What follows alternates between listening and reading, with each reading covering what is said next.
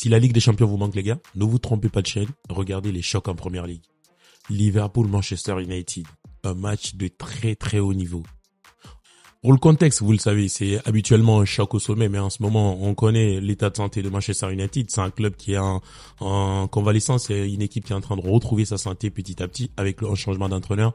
Depuis une saison, on sait que l'entraîneur hollandais Ten Hag a essayé, ça n'a pas marché. Ils ont cherché un nouvel entraîneur, Ruben Amorim, qui est en train d'implémenter, d'essayer de mettre en place quelque chose au sein de cette formation, mais pour le moment, on sait que cette équipe justement a du mal. Et de l'autre côté, on avait Liverpool qui pétait la forme, qui enchaînait justement des victoires, qui marchaient sur l'eau et qui rencontrait cet après-midi pour le choc de la journée justement Manchester United à domicile. Dans ce débrief, je vais vous donner 3 avis que j'ai trouvé intéressants dans ce grand match de cet après-midi. En premier, je vais vous parler de cette folle deuxième mi-temps, en parler des grands duels que j'ai vus dans ce match, Bruno Fernandes, Mohamed Salah. Et en 3, je vais essayer de donner mon avis par rapport aux deux coachs.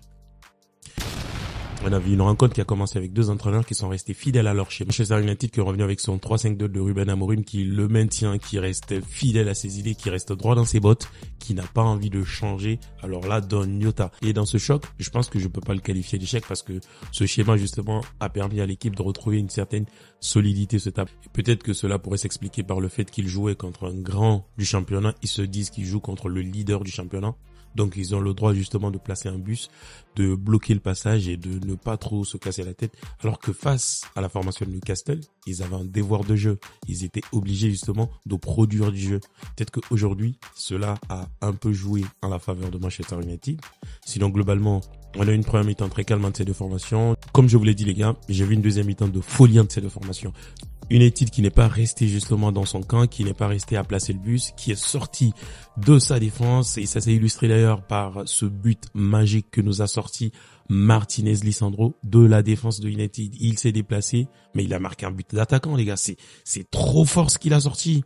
Il a fusé tout simplement Lisandro. Aujourd'hui, il y a eu véritablement du dépassement de fonction au sein de la formation de United. Ils sont pas restés fidèles ou simplement accrochés à leurs différents rôles. Ils sont sortis un peu de ce qu'on leur a demandé. Et ça s'est conclu par un joli but de Lisandro Martinez. On a eu la réponse. On a la réponse de Liverpool. On a eu une grande réponse de la part de Gakpo. Et est-ce que vous avez vu ce but, les gars? Un but rempli de personnalité qui, dans un premier temps, arrive à mettre dans un mouchoir de poche Delahaye, il l'efface complètement et il nous sort un tir, les gars, qui ressemble à un missile. Il n'a laissé tout simplement aucune chance à André Onana. Et il faut dire que ce but, il est arrivé à point nommé parce qu'il a permis à Liverpool de se réveiller. Mohamed Salah, il était un peu en dedans pendant la première mi-temps. Ce but de Gakpo, justement, leur a permis de se réveiller. Par la suite, on a vu le penalty transformé par Mohamed Salah et ce but égalisateur également de Amad Diallo. Mais les gars, les choses qui m'ont le plus marqué dans cette rencontre, les gars, c'est le duel au milieu, les gars. Le duel au milieu. Quel match de la part de Bruno Fernandes. Bruno Fernandes, on a vu qu'il n'était pas là face à Newcastle et ça a pesé dans la balance, les gars. Son absence a pesé le poids de l'or dans cette équipe. Et aujourd'hui, son retour a été un retour salvateur, a été un retour directeur. Le mec, il a pris le contrôle du milieu. C'est vrai qu'il est très plaintif par moments, qu'il demande beaucoup à ses coéquipiers. Mais lui, quand il est là, les gars, c'est de l'assurance totale. C'est une merveille de joueur. Et aujourd'hui, on a vu que son apport a été très important. Et de l'autre côté, il avait du répondant. Et de l'autre côté, il y avait Gravenberch en face, les gars. Qu'est-ce qu'il est bon, ce garçon. Récupération, essuie-glace, projection vers l'avant, la capacité de dribble, cette agilité dans le jeu, les gars. Il est très fort, ce jeune homme. C'est un futur grand milieu de terrain. On voit d'ailleurs qu'il y a des grands clubs, justement, qui se mettent sur ce garçon. Je pense que Liverpool a fait une très bonne pioche en gardant Gravenberch au milieu de terrain. Et en parlant de duel, justement, les gars, j'ai envie de m'arrêter aussi sur le match de foot de André Onana. C'est vrai que, habituellement, peut-être qu'avec vous, je le dis pas souvent, mais habituellement, c'est un mec que je critique beaucoup parce que je trouve que il est aussi un gardien qui est beaucoup plus dans l'observation du jeu. En gros, il est dans une réaction tardive.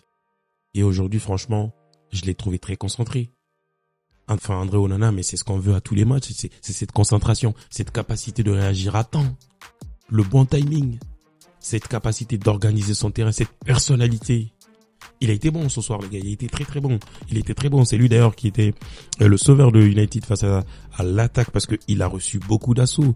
Regardez ses tirs à la fin, la frappe de Salah, de qui encore, de Gakpo, de Gravenberch, de McAllister. Il a été très bon. Il a reçu beaucoup de tirs. Il a été foudroyé. C'est vrai qu'il y a en Angleterre, on peut pas dire qu'on n'encaissera pas de but. ça va arriver d'encaisser des buts. Mais ce soir, franchement, il a été à la hauteur. Franchement, je me suis dit que il a fait un très très bon match. C'est une chose qu'on ne peut pas nier. Et pour finir, je pense que Amorim et Arne Slot aussi étaient dans un duel, une démonstration de force.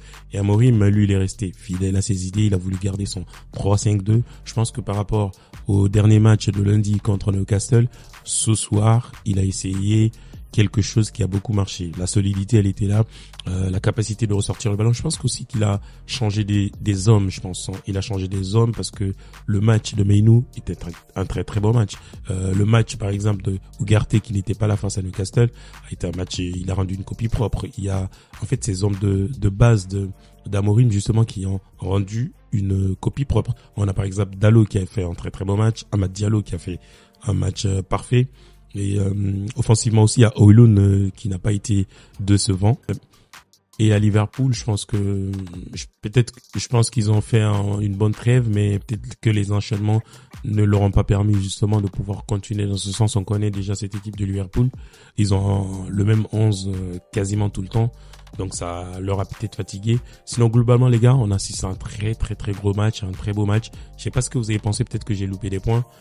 On va terminer par le classement. On retrouve quand même Liverpool à la tête qui continue quand même à garder son poste de leader avec 46 points et derrière il y a les autres qui commencent à stagner un peu parce qu'on sait que Chelsea et Arsenal ont fait encore un match nul hier, ce qui n'arrange pas justement ces clubs-là, mais heureusement pour eux que Liverpool ce soir n'a pas pris de l'écart et United qui est à la 13e place qu'on recherche d'ailleurs au fond du classement qui est en train de revenir petit à petit. Globalement, les gars, on a été très très bien servis cet après-midi. Ce derby, franchement, de but partout, on peut pas dire autre chose. Merci à toutes et à tous de m'avoir suivi. À très vite pour de prochaines vidéos.